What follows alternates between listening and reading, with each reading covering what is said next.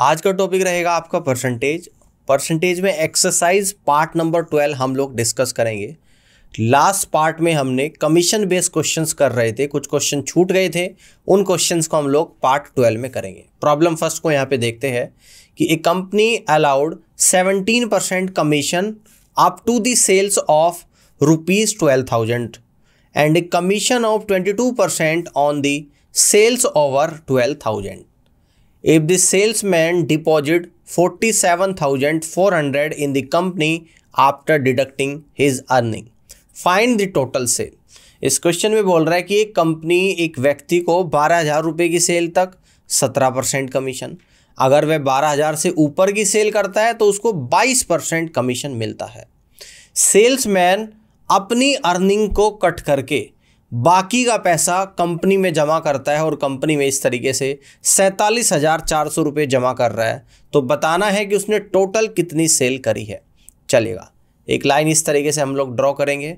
अब देखो यहाँ पे लिखेंगे कि 12,000 रुपये तक की सेल तक इस सेल्समैन को 17% कमीशन मिल रहा है, और अगर यह 12,000 रुपये से ऊपर की सेल कर रहा है तो इसको मिल रहा है कितना, 22% कमीशन। 22% का मतलब क्या होता है, इसको ब्रेक कर सकता हूं मैं 17% और प्लस का 5%, यानी 12,000 से ऊपर की सेल पर 5% एक्स्ट्रा कमीशन मिल रहा है। बात समझ में आ गई। और पूरा कमीशन कट करके 47,400 रुपये कंपनी में जमा करता है। ठीक है, बात समझ आई। अगर मैं कह दूं कि इसे 12,000 तक भी 22% कमीशन मिले तो यानी 5% और एक्स्ट्रा कमीशन मिलेगा, और 12,000 का 5% कितना होता है, 600 रुपये।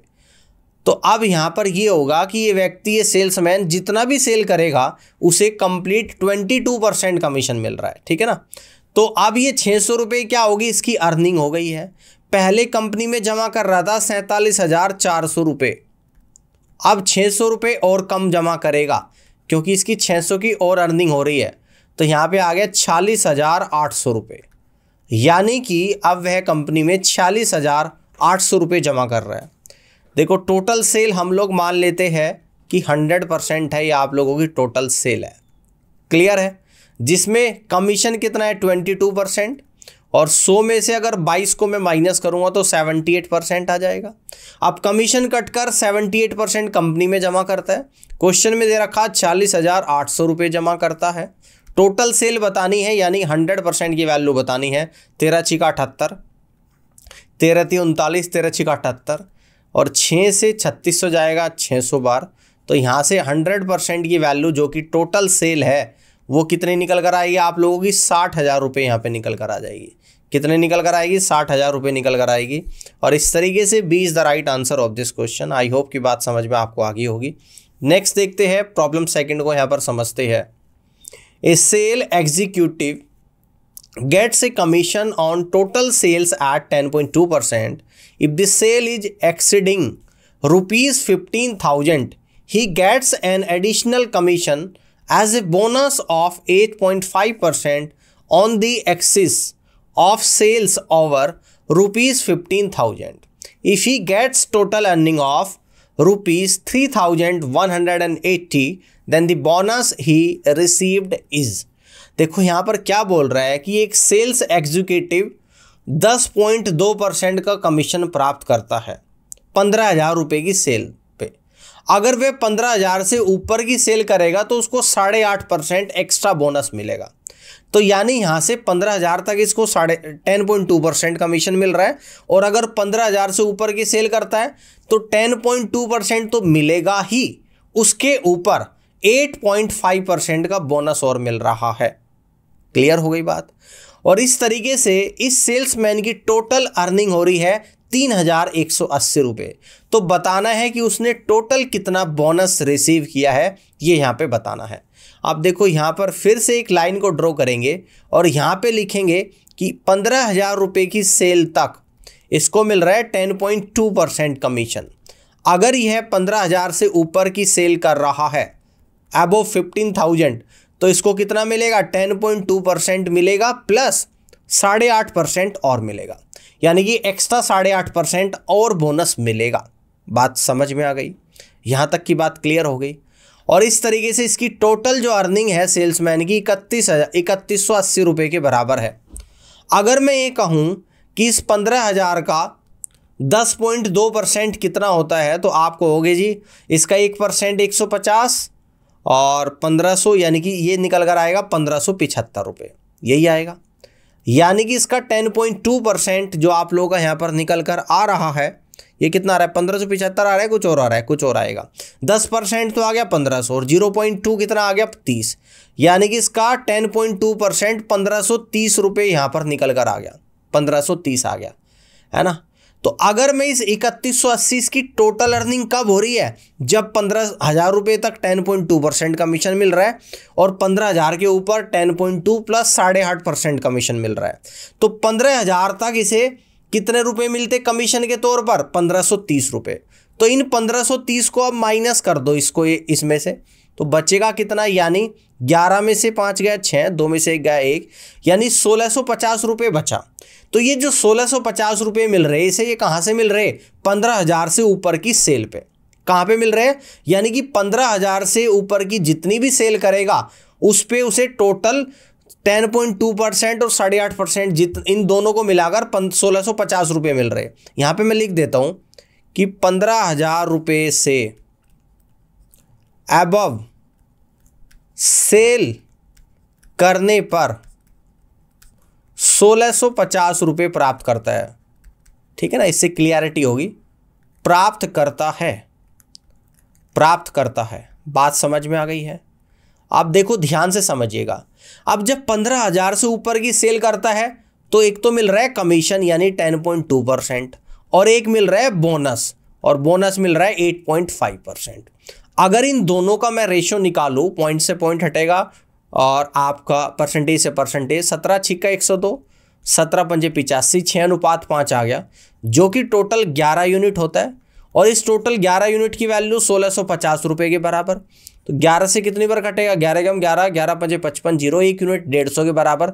आपको बोनस बताना है तो बोनस है 5 यूनिट, तो यानी कि 5 गुणा 150 रुपये, यानी कि 750 रुपये यहाँ पर निकल कर आ जाएगा। तो इस तरीके से आप लोग कह सकते हो कि उस सेल्समैन को बोनस के तौर पर केवल 750 रुपये प्राप्त हो रही है, और यही इस क्वेश्चन का आंसर बनेगा। बहुत अच्छा क्वेश्चन था। आगे बढ़ते हैं, प्रॉब्लम थर्ड को यहाँ पर समझते हैं। ए salesman is allowed 14% commission on total sale and 4.5% bonus on the sales over 16,000. If the bonus he received is 2160 rupees, then find the total earning of salesman including bonus. एक salesman 14% का commission प्राप्त करता है और जब वह 16,000 से ऊपर की सेल करता है तो उसे एक्स्ट्रा 4.5% बोनस भी मिलता है, और वह बोनस के तौर पर 2160 रुपये प्राप्त कर रहा है। तो इस सेल्समैन की अर्निंग बतानी है, जिसमें बोनस भी जोड़ के बताना है आप लोगों को। अब देखो यहाँ पर इस तरीके से हम लोग कह सकते हैं कि यह 16,000 रुपये तक 14% कमीशन प्राप्त कर रहा है, और 16,000 से ऊपर की कीमत पर यह 14% कमीशन प्लस 4.5% बोनस प्राप्त करता है। ठीक है ना, 4.5% बोनस प्राप्त करता है। और यहाँ पर क्या दे रखा कि बोनस कितना मिल रहा है उसको, 2160 रुपये, है ना। यानी कि यहाँ से ये पता लग रहा है कि बोनस उसको मिल रहा है 2160 रुपये, यानी कि बोनस 4.5% है, और इस 4.5% की वैल्यू कितनी है, 2160 रुपये के बराबर। और 16,000 से ऊपर टोटल कितना परसेंट बोनस और कमीशन मिल रहा है उसको, 18.5%। तो यहाँ से 18.5% की वैल्यू निकालूंगा। 4.5% 2160, 1% 2160 बटे 4.5 और 18.5 करूँगा तो गुणा 18.5, तो ये 18.5% की वैल्यू निकल कर आएगी। 5 से 9 बढ़ जाएगा, 5 × 15, 5 × 7 35, 9 दूनी 18, 9 चौक 36, 0। तो ये आपका निकल कर आएगा 240 गुणा 37। ऑल क्लियर, 0 आ जाएगा। 4 × 7 28 का 8 तो 2 बचेगा, 4 × 12 2 14 और 7 × 21, 21 14 35 का 5 तो 3 बचेगा, 2 × 6। देखो 6 और 3 9 आप लोगों का आ रहा है, एक बार दोबारा मल्टीप्लाई कर लेते हो 0। 4 × 7 28 का 8 तो 2 बच गया, 4 × 12 2 14, 14 और 7 दूनी 14, 14 14 28 आ रहा है आप लोगों का, सॉरी। यानी कि यहाँ से 28 का 8 आ जाएगा और 2 कैरी बचेगा, 2 × 6 और 2 8, तो यानी इस तरीके से 18.5% की जो वैल्यू निकल कर आई वो 8,880 आ गई। तो इसका मतलब 16,000 के ऊपर जितनी सेल कर रहा है उसको 8,880 रुपये यहाँ से मिल रहे हैं, ठीक है ना। दूसरा 16,000 तक इसे 14% मिल रहे, तो 16,000 का 14% यहाँ पे निकाल दूंगा, तो ये निकल कर आएगा 10% 1,600 और 4% कितना आ जाएगा 10% आपका निकल कर आ जाएगा 1,600 और 4% आएगा आप लोगों का 640, यानी टोटल आएगा आपका 2,240। तो यहाँ पे हमें पता लगा कि टोटल इसकी अर्निंग कितनी हो रही है। टोटल अर्निंग्स यहाँ पर निकालनी है भाई, 16,000 रुपये तक 2,240 रुपये अर्न कर रहा है और 16,000 रुपये के ऊपर 8,880 रुपये अर्न कर रहे हैं। इन दोनों को जोड़ देना है, 0 8 4 12 का 2 तो 1, 8 2 10 और 11 का 1 तो 1, 8 2 10 और 1 11, यानी कि 11,120 रुपये की इसकी टोटल अर्निंग हो रही है सेल्समैन की। क्या ऑप्शन में है? बिल्कुल है। फर्स्ट ऑप्शन सवाल का राइट आंसर यहाँ पर जा रहा है और यही इस क्वेश्चन का आंसर बनेगा। आई होप कि सवाल समझ में आ गया होगा आपको। आगे बढ़ते हैं। अगला प्रॉब्लम नंबर 4 है, ये भी कमीशन बेस्ड क्वेश्चन है। इसको देख लेते हैं कि Rahul gets A% commission on sales up to 8,000 rupees. Rahul 8,000 रुपये तक A% कमीशन प्राप्त करता है and gets B% commission on sales more than 8,000 rupees. Clear है। और यह 8,000 रुपये से ऊपर की सेल पर B% कमीशन प्राप्त करता है। In January he makes ₹2,400। यह जनवरी में 2,400 रुपये कमाता है on total sales of 15,000 rupees, है ना। जनवरी में 15,000 रुपये की सेल पे 2,400 रुपये कमा रहा है and in February he makes 4,200 rupees on total sales of 24,000 rupees. Find out the value of B and B minus A। देखो क्या बोल रहा है, राहुल 8,000 रुपये की सेल तक A% कमीशन प्राप्त करता है और उसके ऊपर 8,000 के ऊपर B% कमीशन प्राप्त करता है। राहुल जनवरी में 15,000 रुपये की सेल करके 2,400 रुपये कमा रहा है और फरवरी में 24,000 रुपये की सेल करके 4,200 रुपये कमाता है। तो B माइनस A आप लोगों को बताना है, यानी कि A कमीशन है और B भी कमीशन है, ठीक है ना। अब देखो ध्यान से, सबसे पहले हम लोग यहाँ पे बात करेंगे जनवरी की। तो जनवरी में क्या कहानी है, टोटल 15,000 की सेल कर रहा है और 15,000 को पहले 8,000 की सेल पर इसको कमीशन मिलेगा A%। टोटल 15,000 की सेल है तो 8 पे A%, तो बची कितनी 7,000 रुपये की सेल, इस पे कमीशन मिलेगा इसको B%। अगर फेब्रुअरी की हम लोग बात करें तो फेब्रुअरी में टोटल 24,000 की सेल कर रहा है जिसमें इसे 8,000 रुपये की सेल तक A% कमीशन मिलेगा और 24 में से 8 गया तो 16,000 रुपये बचा, यानी कि 16,000 रुपये की सेल पर इसे कितना कमीशन मिलेगा तो B% कमीशन मिलेगा। यहाँ पर इसे B% कमीशन मिलेगा। यहाँ तक की बात आप लोगों को समझ में आ चुकी होगी, ठीक है ना, क्लियर है। जनवरी में टोटल कमाता है ये 2,400 रुपये और फेब्रुअरी में टोटल कमाता है 4,200 रुपये, ये यहाँ पे दे रखा है, ठीक है। बात समझ में आ गई। देखो जनवरी के 8,000 पर A% की सेल, फेब्रुअरी के 8,000 पर A% की है, दोनों कॉमन है, दोनों को कट कर दूंगा। अंतर कहाँ पे आ रहा है, जनवरी में 7,000 पर B% और फरवरी में 16,000 पर B%, तो 7 से 16 कितना ज़्यादा है, तो आप कहोगे सर 9,000 रुपये ज़्यादा है। 9,000 यहाँ पर 2,400 से कितने ज़्यादा कमा रहा है, आप कहोगे सर 2,400 से 4,200 यानी कि 1,800 ज़्यादा कमा रहा है। तो यानी कि 9,000 रुपये एक्स्ट्रा सेल कर रहा है, यानी कि 9,000 रुपये एक्स्ट्रा सेल कर रहा है। 9,000 पे कमीशन कितना मिल रहा है B%, और कितना एक्स्ट्रा कमा रहा है 1,800 रुपये। समझ आ रही है बात, यानी इस B% की वैल्यू कितने निकल कर आ गई 1,800 बटे 9,000, ठीक है ना। अब देखो 1,800 से एक बार जाएगा ये आपका 5 बार, यानी कि B की वैल्यू निकल कर आएगी 1/5 गुणा 100, तो आपका निकल कर आ गया 20%, यानी कि B% जो कमीशन है वो 20% निकल कर आ गया। अब ये तो 20% आ गया। अब देखो इससे निकाल दूंगा, इससे कैसे निकाल दूंगा, 7,000 का 20% कितना होता है, ध्यान से समझना भाई। यहाँ पे B% कमीशन किस पे मिल रहा है, 7,000 की सेल पे, तो यहाँ से कह दूंगा कि 7,000 का 20%, तो ये होता है आप लोगों का 1,400 रुपये। और टोटल कमाता कितने हैं यहाँ पर 2,400 रुपये, तो 2,400 में से 1,400 को माइनस कर दूंगा तो आपका निकल कर आएगा 1,000 रुपये। तो 1,000 रुपये कहाँ से कमा रहा है, 8,000 की सेल पर, तो यानी कि 8,000 का जो A% है वो 1000 रुपये के बराबर है। तो A% की वैल्यू 1000 डिवाइडेड बाई 8000, परसेंटेज निकालूंगा गुणा 100, 1 से 8 पर जाएगा, 100/8 कितना होता है 12.5%, यानी A% की वैल्यू कितनी आई 12.5%। पूछता है B-A कितना होगा, तो 20% B है और 12.5% आप लोगों का यहाँ पर A है। तो आपका फाइनल आंसर निकल कर आएगा 7.5%। तो इस तरीके से आप लोग कह सकते हो कि 7.5% इस क्वेश्चन का बिल्कुल सही जवाब बनेगा, यानी कि D is the right answer of this question. Clear है? तो इस तरीके से कमीशन बेस्ड क्वेश्चंस आप लोगों के कंप्लीट हो गए। इसके आगे हम लोग करेंगे यहाँ पर वेन डायग्राम। तो वेन डायग्राम के बारे में कुछ आपको यहाँ पे मैं बताना चाहूँगा। स्टार्टिंग में एक बार आप लोग ध्यान से देखिएगा। सबसे पहले तो ध्यान से देखिएगा, सबसे पहले वेन डायग्राम थोड़ा सा ब्रीफ कर देता हूँ मैं आपको इस तरीके से।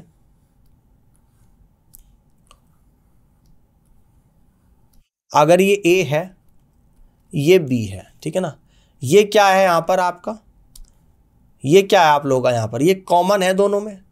और कॉमन क्या होता है आप लोगों का, यानी कि जब दोनों में कॉमन वैल्यू है ये, ठीक है ना, तो इसको क्या बोलते हैं, दोनों में जो कॉमन है, ठीक है ना। अगर हम लोग इसकी बात करें, पूरा क्या है आपका A है, ये पूरा क्या है आप लोगों का A है, ठीक है ना, इसको क्या बोलेंगे हम लोग A। और अगर मैं केवल इतने की बात करूंगा, जो हरे कलर से करा है मैंने, ये क्या है, केवल ओनली A, ठीक है ना। यानी कि इस बात को ऐसे लिखेंगे, जो रेड कलर से पूरा गोला है वो तो है आपका A, और जो सिर्फ हरे कलर से है वो है ओनली A, ठीक है ना। और ये कॉमन वैल्यू है बीच में, ठीक है, ये कॉमन वैल्यू है। अब देखो ध्यान से समझिएगा, अगर मैं यहाँ पर NA यूनियन B की बात करूँ, तो यानी कि ये सब क्या है आप लोगों का, जिसको मैंने शेडेड करा है, ये आप लोगों का है NA यूनियन B। अब ये क्या है आपका NA यूनियन B है, ठीक है ना। और अब अगर हम लोग यहाँ पर इस तरीके से ये बना दे, और ये क्या है आप लोगों का N, जो कॉमन है आपका NA इंटरसेक्शन B, ठीक है ना। यानी कि जो पूरा शेडेड होता है वो होता है NA यूनियन B। इसको मैं इस तरफ लिख देता हूँ, इसको भी हटा दो अभी। ये तो है आप लोगों का NA यूनियन B, और ये आप लोगों का NA इंटरसेक्शन B, ठीक है ना। अब यहाँ से एक फॉर्मूला बनता है कि NA union B equal to NA plus का NB और माइनस का NA इंटरसेक्शन B होता है। ये जब दो सेट की हम लोग बात कर रहे हैं, दो सेट की, एक सेट आपका A है, दूसरा सेट आप लोगों का B है ना। जब दो सेट की बात कर रहे हैं तो दोनों में यूनियन में तो सब कुछ आ जाएगा, और यहाँ पे सेट A, सेट B और इंटरसेक्शन में यानी कि जो कॉमन वैल्यू है। जब हम लोग तीन सेट की बात करेंगे तो उसका फॉर्मूला होगा NA union B union C equal to NA plus का NB प्लस का NC माइनस का NA इंटरसेक्शन B माइनस का NB इंटरसेक्शन C माइनस का NC इंटरसेक्शन A और प्लस का NA intersection B intersection C। ये तीन सेट का फॉर्मूला आप लोगों का यहाँ पर बनता है, ठीक है ना। ये बात समझ में आ गई है, इस तरीके से कर सकते हो। ये तो दो तो मैंने आप लोगों को यहाँ पर फॉर्मूले बता दिए। बाकी आप ये बात समझ में आ गई कि जो कॉमन है वो बीच में आता है और जो सब कुछ है वो आपका यूनियन में आ जाता है। अब देखो कई बार आपको यहाँ पर इस तरीके से देगा, है ना, कई बार आप लोगों को यहाँ पर इस तरीके से देगा, ध्यान से समझना है आपको, है ना। कई बार आपको इस तरीके से देगा कि 35% लाइक टी, है ना, यानी कि 35% टी को पसंद करते हैं, और मान लो कि 25% लाइक कॉफ़ी। ऐसे एग्जाम्पल के जरिए आप लोगों को बताना चाह रहा हूँ, ठीक है ना। और जी यहाँ से हम लोग कह देंगे 10% बोथ। तो इस तरीके से जब मैं यहाँ पर वेन डायग्राम यूज़ करूँगा, ये टी वाला है, ये कॉफ़ी वाला है, यहाँ पर कहता है कि 35% तो टी पीना पसंद करते हैं, 25% कॉफ़ी, 10% दोनों। तो जो दोनों वाला वो तो है बीच का 10%। अब 35% टी पीना पसंद करते हैं, तो टी वाला सर्कल कौन सा, ये पूरा सर्कल है जिसमें 10% पहले से ही आ चुका। तो 35 में 10 गया यानी कि ये 25 आ जाएगा। आएगा नहीं आएगा 25? 25 कौन सा आएगा? ये वाला आएगा, ये जो मैंने हरे पार्ट से करा है। ये 25 आ गया, 10 ऑलरेडी आ चुका था। इसी तरीके से कॉफ़ी 25 पसंद करते हैं तो 10 ये है, यानी कि ये 15 बचा। तो 15 कौन सा बचा? यानी कि ये आप लोगों का हरे वाला बचा। तो अगर अब आप लोगों से पूछे कि ओनली टी कितने लोग पसंद कर रहे, केवल और केवल टी, तो टी जो पसंद कर रहे केवल टी, तो ये कर रहे जो मैंने पीला बना दिया, यही तो कर रहे जो केवल टी कर रहे, तो टी वाले 25 आ जाएंगे। और जो मैं कह दूं कि ओनली कॉफ़ी कितने लोग पसंद कर रहे, तो ये वाला आएगा, ये और ये देख रहे हो ना, ये और ये, तो यानी कि 15% कर रहे। तो ओनली का मतलब सिर्फ इतना ही होता है, ठीक है ना। और अगर आपसे यहाँ पे पूछ ले टी कितना पसंद कर रहे, तो टी तो 35 कर रहे, लेकिन ओनली टी 25। अगर पूछे कॉफ़ी 25 दे रखा, लेकिन ओनली कॉफ़ी 15। तो इस चीज़ की ज़रूरत पड़ेगी क्वेश्चंस को करते टाइम, इसलिए मैं आप लोगों को ये सब समझा रहा हूँ। अब आप लोग इस प्रॉब्लम नंबर 5 पर आ जाओ, इसको डिस्कस करते हैं, देखते हैं। In an examination 80% candidate pass in English and 85% candidate pass in mathematics, ठीक है ना। If 73% candidate pass in both this subject, then what percentage of candidate failed in both subject, ठीक है ना। यहाँ पर क्या बोल दिया गया, 80% जो है वो पास हो रही है किसमें? इंग्लिश में, ये दे रखा है। ये पास की बात कर रहा हूँ मैं, पास की, ठीक है ना। इसके बाद 85% जो पास हो रहे हैं वो हो रहे हैं आप लोगों के यहाँ पर मैथ्स में, और जी 73% पास हो रहे हैं दोनों सब्जेक्ट में, ठीक है ना। अब मैं वेन डायग्राम ड्रॉ कर रहा हूँ, आपको बताना है ऐसे सब बच्चे बताओ तो दोनों सब्जेक्ट में फेल हो रहे हैं। वेन डायग्राम में टोटल क्या होता है आप लोगों का? 100% होता है टोटल वैल्यू। अब इसके अंदर एक तो इंग्लिश वाला बना दूंगा मैं, एक बना दूंगा मैथ्स वाला। यहाँ पर तो ये तो इंग्लिश है, ये आप लोगों का मैथ्स है, ठीक है ना। दोनों में पास हो रहे वो 73% है, और जो इंग्लिश में हो रहे 80। तो इंग्लिश वाला क्या है? तो इंग्लिश वाला अगर आप यहाँ पे देखोगे तो पूरा इंग्लिश वाला है आप लोगों का, ये पूरा इंग्लिश है आपका। टोटल इंग्लिश में कितने पास हो रहे हैं? 80। 73 तो यहाँ पर आ चुका, 80 में से 73 जाएगा, नहीं कि 7%। ओनली इंग्लिश 7% पास हो रहे, केवल और केवल इंग्लिश में। अब इसके बाद आपका मैथ्स में कह रहा कि 85% पास, तो ये पूरा ही तो मैथ्स वाला है भाई। तो 85 में से 73 जाएगा, तो केवल मैथ्स में 12% पास हो रहे हैं, है ना। तो यानी कि 7, 73 और 12 ऐसे बच्चे जो कहीं ना कहीं पास हो रही है किसी ना किसी सब्जेक्ट में। तो जो किसी में भी पास नहीं हो रहे, जो फेल हो रहे हैं, वो कैसे निकालूंगा? यानी टोटल 100 है, 100 में से माइनस कर दूंगा कितना? 7 + 73 + 12, तो 100 - 73, 7 80 और 12 92। तो यह आप लोगों का जो निकल कर आएगा 8% निकल कर आ जाएगा। तो दैट मीन्स 8% ऐसे स्टूडेंट्स है जो दोनों सब्जेक्ट में फेल हो रहे हैं। यही आप लोगों को यहाँ पर निकालना था। समझ आई बात? आगे बढ़ते हैं। अब आप लोग आ जाओ प्रॉब्लम नंबर 6 में। इन अ ग्रुप ऑफ स्टूडेंट्स, विद्यार्थियों के एक समूह में 70% कैन स्पीक इंग्लिश, 70% इस इंग्लिश बोल सकते हैं, and 65% can speak Hindi, 65% Hindi बोल सकते हैं। If 27% of the students can speak none of the 2 languages, 27% ऐसे बच्चे हैं जो कुछ भी नहीं बोल सकते हैं, ठीक है ना। Then what percentage of the group can speak both the language, तो ऐसे कितने बच्चे हैं तो दोनों लैंग्वेज को बोल सकते हैं।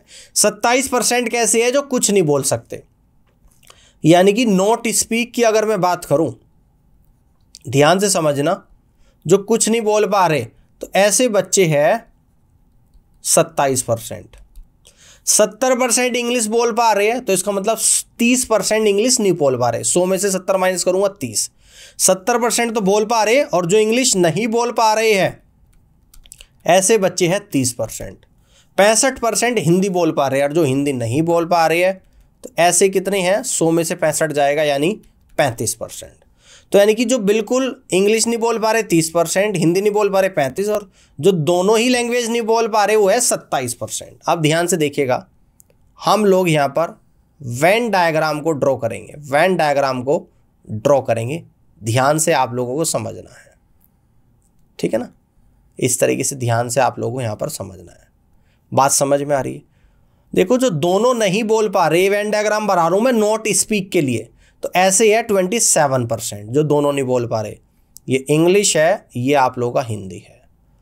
इंग्लिश 30% नहीं बोल पा रहे तो 27, 30 में 27 जाएगा तो 3% यहाँ पर आ जाएगा पिछले की तरह, और 35 में 27 जाएगा तो 8% यहाँ पर आ जाएगा। ठीक है ना। तो आपसे पूछता है कि what percentage of the group can speak both language, जो दोनों लैंग्वेज बोल सकते हैं, ये टोटल 100 होता है। तो जो 100 में से माइनस कर दूंगा मैं जो कुछ नहीं बोल पा रहे, 3 27 30 और 8 38, यानी कि 3 + 27 + 8, तो आप लोगों का निकल कर आएगा 100 - 38 यानी 62%। तो 62% लोग ऐसे हैं जो दोनों लैंग्वेज को बोल पा रहे हैं, और इस तरीके से B is the right answer of this question. उम्मीद है कि बात समझ में आ गई होगी, आप लोग इस तरीके से क्वेश्चन को बना लोगे। ठीक है ना, कर लोगे। आगे बढ़ते हैं। प्रॉब्लम 7 को ध्यान से देखिएगा। In a examination 70% of the candidates passed in English, 70% English में पास होते हैं, 80% पास इन मैथमेटिक्स और 10% failed in both the subject, 10% दोनों सब्जेक्ट में फेल हो जाते हैं। If 144 candidates pass in both, the total number of candidates were। देखो यहाँ पर सबसे पहले देखेगा बोथ वाला देख लेना है आप लोगों को, यानी कि जो दोनों में फेल हो रहे हैं तो फेल का वेन डायग्राम मैं यहाँ पे बनाऊंगा। जो दोनों सब्जेक्ट में फेल हो रही है ऐसे है 10% विद्यार्थी, 70% इंग्लिश में पास हो रहे, तो यानी जो इंग्लिश में फेल होंगे वो कितने हैं, 100 में से 70 जाएगा तो 30% है। जो मैथ्स में आप लोगों के फेल होगे तो 100 में से 80 जाएगा, तो मैथ्स का जो निकल कर आप लोग आ जाएगा यानी 20% आ जाएगा। बात क्लियर हुई क्या नहीं हुई? देखो ये बात समझ में आ जानी चाहिए आपको। दोनों लैंग्वेज में 10% फेल हो रहे हैं। इंग्लिश में अगर 70 पास हो रहे तो फेल कितने हो गए, 30। मैथ में 80 पास हो रहे तो फेल हो गए 20। अब यहाँ पर हम लोग एक वेन डायग्राम ड्रॉ करेंगे और इस बात को समझते हुए चलना है। एक वेन डायग्राम मैं यहाँ पर ड्रॉ कर रहा हूँ। ये इंग्लिश है, ये मैथ्स है। टोटल स्टूडेंट्स होते हैं 100%। ये फेल के लिए वेन डायग्राम बन रहा है। जो दोनों में फेल हो रहे हैं ऐसे 10% है। इंग्लिश में हो रहे तो 30 है, तो 30 में से 10 जाएगा, यानी कि 20% इधर आ जाएगा। केवल इंग्लिश में 20 हो रहे हैं और मैथ में 20 है, तो 20 में 10 जाएगा तो 10 यहाँ पर आएगा। ये बात समझ में आ गई। तो यानी कि 20, 10, 30 और 40, यानी कि जो कहीं ना कहीं फेल हो रहे हैं वो कितने हैं, 40%। अब हमें निकालना है जो दोनों सब्जेक्ट में पास हो रहे हैं, बोथ सब्जेक्ट्स पास। भाई टोटल थे 100%, माइनस कर दूंगा जो किसी ना किसी में फेल हो रहे, क्योंकि फेल के लिए वैन डायग्राम ये बन रहा है। ये वैन डायग्राम जो है ये फेल वाले बच्चों के लिए बन रहा है। तो कितने आएंगे, -20 कर देंगे 10 और प्लस का 10, यानी कि 60% बच्चे ऐसे आगे जो दोनों में पास है। और दोनों में पास कितने हैं, 144, यानी कि 60% की value 144। Total number of students बताने जो कि 100% थे। भाई 100% क्या होता है, जो टोटल नंबर ऑफ स्टूडेंट्स, तो 144/60 और गुणा 100, 0 से 0, 6 दूनी 12, 6 चौक 24, 24 गुणा 10 यानी कि 240। तो 240 ऐसे स्टूडेंट्स है जो टोटल नंबर ऑफ स्टूडेंट्स यहाँ पर है। ठीक है ना। तो टोटल नंबर ऑफ स्टूडेंट्स कितने हैं यहाँ पर, 240 है। आई होप की बात क्लियर हो गई होगी और इस तरीके से आप लोग क्वेश्चन को कर लोगे। अगले सवाल की तरफ बढ़ते हैं। प्रॉब्लम 8 को यहाँ पर देख लेते हैं, इसको कर लेते हैं। In an examination 53% of the candidates failed in science and 48% failed in mathematics. If 40% failed in both subject, what percentage pass in both subject? देखो यहाँ पर क्या बोल दिया कि 40% दोनों सब्जेक्ट में फेल हो रही है। तो फेल वालों की सारी वैल्यू मैं लिख लेता हूँ, यानी कि जो दोनों सब्जेक्ट में फेल हो रहे हैं वो है 40%। 53% फेल हो रही है साइंस में, तो साइंस में जो फेल हो रही है वो है आप लोगों के 53%। और मैथ्स में जो आप लोगों के फेल हो रही है वो है आप लोगों के 48%। All clear. अब यहाँ पर एक वेन डायग्राम हम लोग ड्रॉ करने वाले हैं। इस तरीके से ध्यान से समझते हुए चलना है। टोटल नंबर ऑफ स्टूडेंट्स होते हैं 100%। अब एक साइंस है, एक मैथ्स है। ये science S for science, M for maths. Fail के लिए वेन डायग्राम ड्रॉ किया जा रहा है। ठीक है ना। यानी कि दोनों में जो फेल हो रही है वो 40% है। साइंस में हो रही है तो 53, तो 13 यहाँ पर आ जाएगा, 53 में से 40 जाएगा। और 48 मैथ्स में हो रही है तो 48 में से 40 जाएगा, तो 8 यहाँ पर आ जाएगा। तो आपसे पूछता है कि पास कितने परसेंट हो रहे हैं, तो पास बताना है कि टोटल कितने परसेंट हो रहे हैं। तो टोटल 100 में से माइनस करेंगे 13 प्लस कितना माइनस करेंगे 13 प्लस 40 प्लस 8, यानी कि 100 माइनस 13 40 53 और 8 कितना होता है 61। 100 में से 61 जाएगा तो 39% ऐसे बच्चे हैं जो कहीं ना कहीं पास हो रहे हैं। What percentage pass in both subject, जो दोनों सब्जेक्ट में जो पास हो रहे हैं वो 39% स्टूडेंट्स रहेंगे। ठीक है, आगे बढ़ते हैं। प्रॉब्लम 9 को यहाँ पे ध्यान से देखिएगा। इन an examination 48% of candidates pass in science, 56% failed in mathematics, if 32% fail in both subjects, what percentage passed in both subject. यानी कि फेल वाला देख लेंगे हम लोग यहाँ पे, क्योंकि दोनों का फेल का दे रखा है। तो फेल क्या है भाई, यहाँ पर जो दोनों सब्जेक्ट में फेल हो रही है ऐसे है 32%। जो मैथ्स में फेल हो रहे हैं वो कितने हैं आप लोगों के 56%। देखो 48% साइंस में पास हो रहे, तो फेल कितने हो जाएंगे 100 माइनस 48 यानी कि 52। तो यहां से आपका निकल कर आएगा साइंस में जो फेल हो रहे हैं वो आएंगे आप लोगों के 52%। अब वेन डायग्राम ड्रॉ किया जाएगा आप लोगों के लिए और इस तरीके से किया जाएगा। यहां पे हम लोग फेल वालों का वेन डायग्राम बना रहे हैं। टोटल नंबर ऑफ स्टूडेंट्स 100% है, जिसमें से कुछ मैथ्स है और कुछ साइंस के है। ठीक है ना, मैथ्स और साइंस का वेन डायग्राम बन रहा है। जो दोनों में फेल हो रहे हैं वो आप लोगों के 32 है, मैथ में हो रहे 56 में से 32 अगर आप लोगों को जाएगा तो 24% केवल मैथ्स में फेल हो रहे हैं, है ना। साइंस में 52 हो रहे हैं, तो 52 में से 32 जाएगा, यानी कि 20% साइंस में हो रहे हैं। तो अब आपसे पूछता है कि जो दोनों में पास हो रहे हैं, बोथ सब्जेक्ट पास, कितना निकल कर आएगा 100 में से माइनस कर देना फेल वाला, यानी कि 24 प्लस 32 और प्लस 20। तो 100 माइनस 24 और 32 56, 66 76 आ गया, यानी कि 100 में से 76 जाएगा 24%। तो 24% ऐसे स्टूडेंट्स है जो दोनों सब्जेक्ट में पास हो रहे हैं। कई सारे क्वेश्चंस एक ही पैटर्न पे मैंने आप लोगों को करा दिया, पूरी क्लियरिटी आपको हो जानी चाहिए। अगला क्वेश्चन यहाँ पर देख लेते हैं। प्रॉब्लम 10 को यहाँ पर समझते हैं। In a certain village 22% of the family on agriculture land. 22% ऐसी फैमिली है एक गांव में जिसकी खुद की एग्रीकल्चर लैंड है। 18% on A mobile phone, 18% family के पास क्या है मोबाइल फ़ोन है। And 1600 families on both agriculture land and A mobile phone, जिसमें 1600 परिवार ऐसे हैं जिनके पास एग्रीकल्चर लैंड भी है और मोबाइल फ़ोन भी है। If 68% of the families neither on agriculture land nor a mobile phone, 68% परिवार ऐसे हैं जिसके पास न तो ज़मीन है और न ही फ़ोन है। Then the total number of families living in the village is. तो बताओ कि इस गांव में टोटल कितने परिवार रह रहे हैं, ये आप लोगों को बताना है। ठीक है ना। 68% कैसे परिवार है जिनके पास ना तो एग्रीकल्चर लैंड है और ना ही क्या है, ना ही फ़ोन है। ठीक है ना, यानी कि जिसके पास ना ज़मीन है ना फ़ोन है, तो उसको हम लोग कहेंगे नॉट, इसको इस तरीके से कह देंगे neither on agriculture and nor phone. अभी शॉर्टकट में लिख देता हूँ। तो ऐसे कितने हैं जिनके पास दोनों चीज़ नहीं है, यानी कि बोथ चीज़ दोनों के जिनके पास नहीं है वो 68% है। जिनके पास एग्रीकल्चर लैंड नहीं है, एजी लिख देता हूँ उसके लिए। ऐसे 22% है जिनके पास है, जिनके पास नहीं है 100 माइनस 22 करूँगा तो 78% आ जाएगा। और मोबाइल फ़ोन को लिख देता हूँ मोबाइल। ठीक है ना, एजी का मतलब एग्रीकल्चर लैंड है और मोबाइल का मतलब मोबाइल फ़ोन है। 18% के पास फ़ोन है मोल, तो कितने परसेंट के पास फ़ोन नहीं है, यानी कि 82 के पास। तो अब हम लोग यहाँ पर वेन डायग्राम बनाएंगे जिनके पास ना फ़ोन ना agriculture land. Total number of family 100% है। अब वेन डायग्राम ड्रॉ करेंगे। वेन डायग्राम ड्रॉ करेंगे थोड़ा सा इस तरीके से बना लेंगे। ठीक है ना, ये तो एग्रीकल्चर लैंड वाले परिवार है, ये मोबाइल फ़ोन वाले परिवार है। तो जिनके पास कुछ भी नहीं है वे है 68%। जिनके पास एग्रीकल्चर लैंड नहीं है 78%। 78 में से 68 जाएगा तो 10 यहाँ पर आएगा। जिनके पास मोबाइल फ़ोन नहीं है 82 में से 68 अगर आप लोगों का जाएगा तो यहाँ पर 14 आ जाएगा, है ना।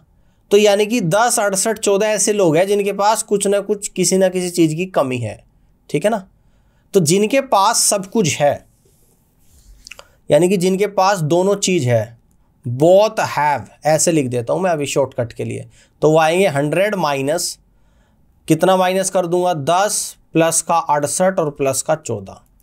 तो ये आपका निकल कर आएगा 10, 68, 78, 78, 14 आप लोगों का 92, 100 में से 92 जाएगा तो 8%, यानी 8% ऐसे लोग हैं जिनके पास कुछ ना कुछ है। तो इस 8% की वैल्यू क्वेश्चन में कितनी दे दी, 1600 परिवार है, 1600। तो आपको बताना है कि टोटल गांव में कितने परिवार रह रहे हैं, 100% की वैल्यू बतानी है। तो 8 से कितनी बार जाएगा, 200 बार जाएगा, 1% 200 के बराबर, और 100% आपका किसके बराबर निकल कर आएगा, 20,000 के बराबर। तो इस गांव में टोटल 20,000 फैमिली रह रही है। तो इस तरीके से आप लोग कह दोगे कि A is the right answer of this question.